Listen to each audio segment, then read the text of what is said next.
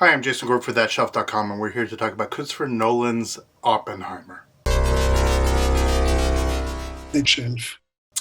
So, finally got a chance to see Oppenheimer, a film that seems that it's been coming out for a long time. It's very interesting.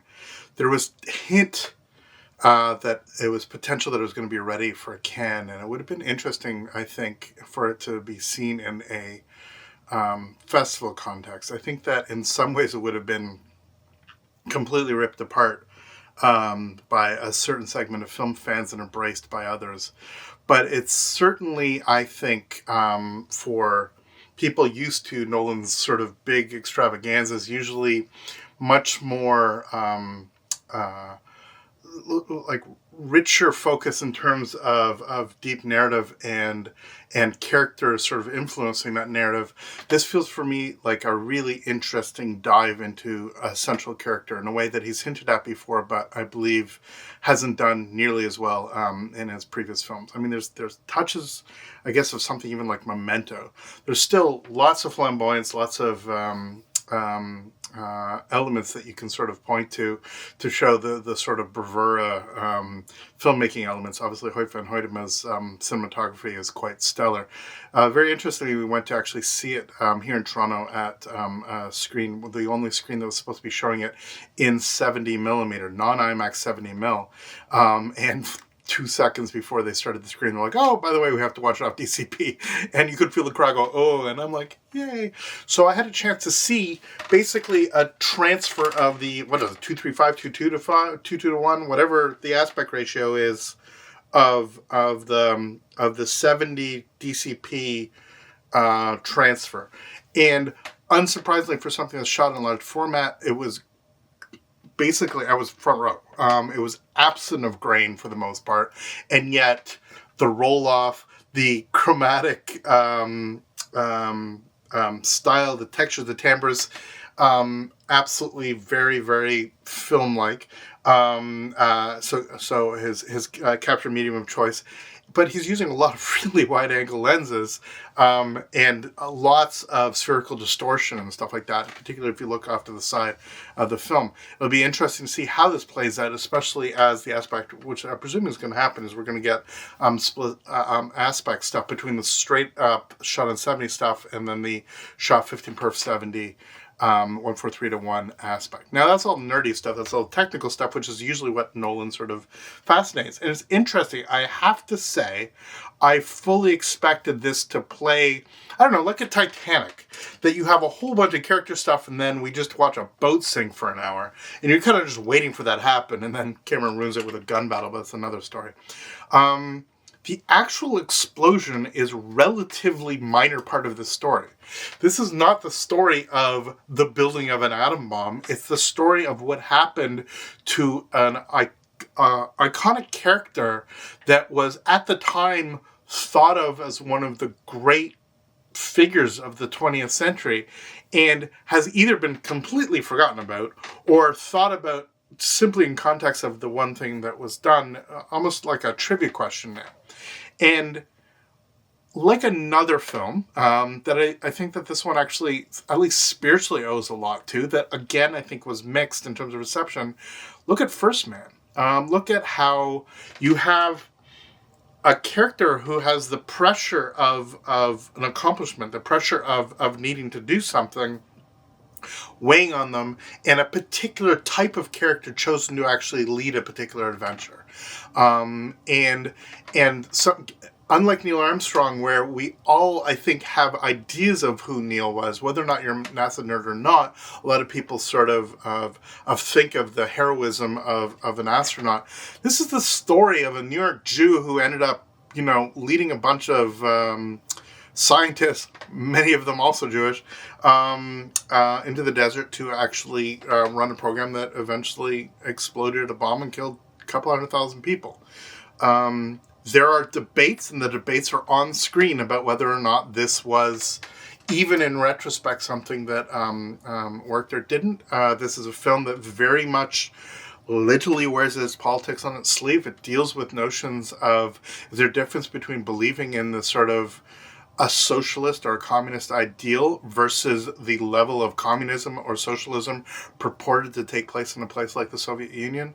A notion of who the Allies were during the Second World War, and whether or not secrets should be withheld. The irony being that when it was a Brit that actually was probably centrally associated with some of the secrets that went to the Soviet Union, whether or not the advent of a thermonuclear age through a hydrogen bomb, deuterium bomb, actually prevented the use of nuclear weapons. There's interesting arguments to be said that if the bomb had been tested but not dropped in Nagasaki or Hiroshima, then the notion of being the first to do it, it's a complicated moral argument. It was one of those what ifs, but the thought is that there would have been a greater escalation, greater capacity to use it when there were two people using it, and we would have had more tit for tat, even in so-called actual sort of smaller devices, especially during the Korean conflict. And that in a funny way, or a macabre way, if you want to put it, the whole notion of mutually assured destruction has resulted in, at times, cataclysmic conventional wars, bombs that absolutely rival nuclear, but even at times, even when push comes to shove, it's still something that even the most lunatic, the most warmongering is afraid to use, which, at the time of this taping, we have a conflict taking place between powers, with one of them at least hinting on nuclear retaliation, and yet still held off on doing so for very obvious reasons. It's that whole story takes place within the context of this film. All of those sort of more complex moral, philosophical elements of what the bomb represented and continues to represent is there. What is equally here is that triumph of human ingenuity, the sort of the duality of man, to use a really banal way, but literally the capacity of us to literally harness the power of the gods, as literally is too strong a word, to be engaged in this Promethean endeavor, to harness the power of the forces of the sun, fusion, fission, and to create something of both incredible potential but also incredible destruction. And it's fascinating. The way that the film plays out with fission, with fusion, of bringing things together and things coming apart, right, is a beautiful central way of telling this story. That there's certain things that sort of coalesce in Oppenheimer's own story, and certain things that the closer you get to it, as things actually break apart and cause this chain reaction of different events. You have this sort of notion of 12-dimensional chess being played, of people fucking each other, both politically, scientifically, etc. Very strong personalities, incredibly strong intellects, all at play there. Very charismatic characters. The central characters I think are pretty well written. Matt Damon is a delight. Robert Downey Jr. is unrecognizable almost in this. He plays a very, very intriguing role. And he absolutely blends into it. You have some giants from Nolan's past showing up all over the place. But you have at its heart Cillian Murphy, just killing it. Really beautiful, completely sallow performance, both physically and emotionally. The dynamic of this sort of quiet yet womanizing guy, a guy who is so clearly arrogant, but so clearly deservedly arrogant.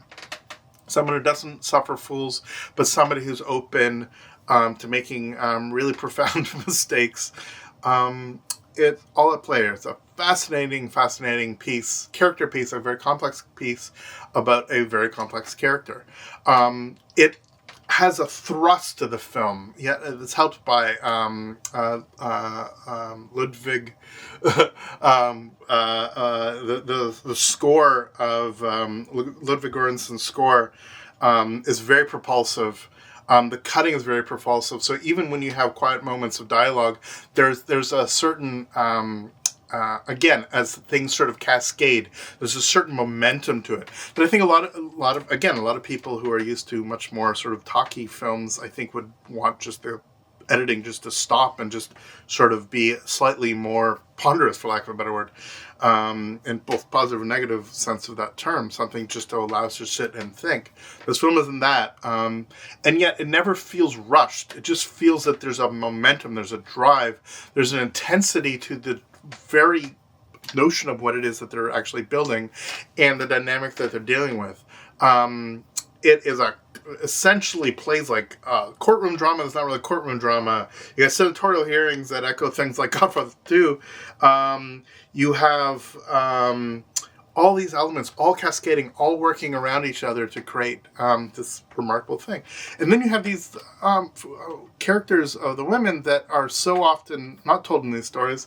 And Emily Blunt in particular is amazing. She's truly fantastic, really complex character, strong dynamic, fierce, and plays it with a notion of anger and fragility at the same time. A slightly broken character, just like her partner, but you sort of get the dynamic in play. There's a couple great one-liners that come out that feel earned, particularly when they're talking about their relationship, or even when he's talking about building the bomb.